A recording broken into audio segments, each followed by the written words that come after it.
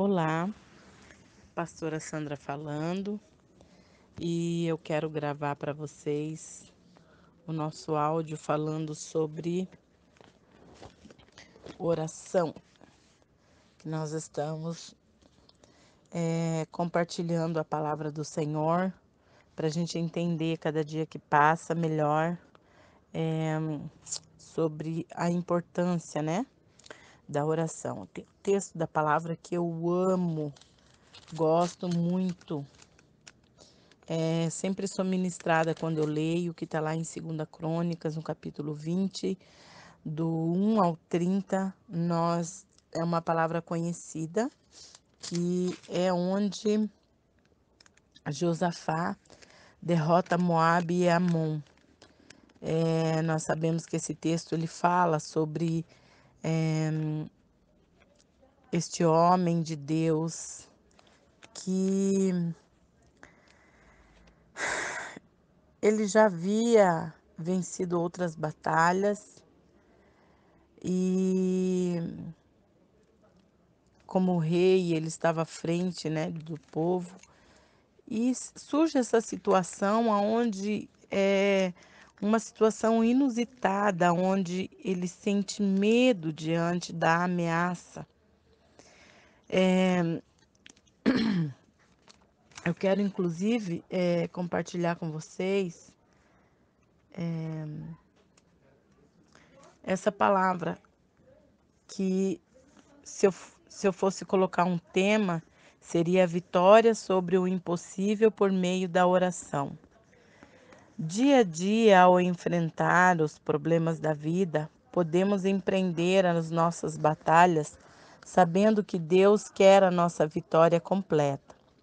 Muitos, porém, ainda acreditam que são derrotados por seus problemas, por ser essa a vontade de Deus. Acham que, de alguma forma, não chegou a hora de viver vitoriosamente no poder do Espírito Santo. Isso simplesmente não é verdade. Não importa quão terríveis e insuperáveis pareçam as circunstâncias, Deus enviou o seu Filho ao mundo para destruir as obras do diabo. Se você ler lá em 1 João 3:8, vai falar sobre isso. O texto em estudo exemplifica uma daquelas dificuldades que podemos qualificar como impossível de ser resolvida. É também um exemplo do poder libertador de Deus para aqueles que o buscam com sinceridade pela oração efetiva e fervorosa. Esse episódio com Josafá poderia ser intitulado Demonstração de Poder, pois os inimigos de Deus deram uma grande exibição de força para aterrorizar os judeus. Três nações, Amon, Moabe e o povo de Seir, formaram uma aliança contra Judá para aniquilá-lo totalmente. A informação dos atalaias sobre o eminente ataque do maciço exército contra o Reino do Sul chegou até Josafá, e a primeira coisa que aconteceu foi o medo lhe golpear o coração, pois o rei sabia que seu exército não tinha condições, humanamente falando, de vencer as inumerosas tropas que marchavam contra sua nação. O medo paralisou Judá completamente, que correria o risco de ser aniquilada.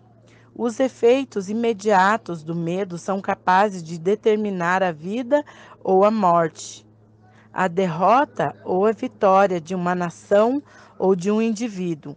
Em todas as circunstâncias, há o lado negativo e o positivo. Até o medo tem um lado positivo. Se nos põe de joelhos e nos leva a orar com um fervor capaz de mover a mão de Deus que move o mundo, então é canalizado para ser uma influência positiva em nossa vida. Afinal, o medo nos forçou a uma comunhão mais íntima com Deus, cooperando assim para o nosso bem. Se o medo nos leva a buscar respostas na palavra de Deus, então está colaborando para Deus fazer uma grande obra em nossa vida. Josafá ficou tão amedrontado que proclamou um jejum. A Bíblia declara que ele ficou alarmado. Depois eu quero que vocês leiam. Quem não leu, quem não conhece essa palavra, com base nesse áudio, vai se comprometer com a pastora de ler 2 Crônicas 20, do 1 ao 30. O medo, porém, levou-o a buscar a face de Deus. Agiu como estímulo para que o rei buscasse ao Senhor. O primeiro passo que Josafá deu para resolver o problema foi reconhecer plenamente a quem ele estava invocando: o Deus dos céus e da terra, o Senhor de toda a criação.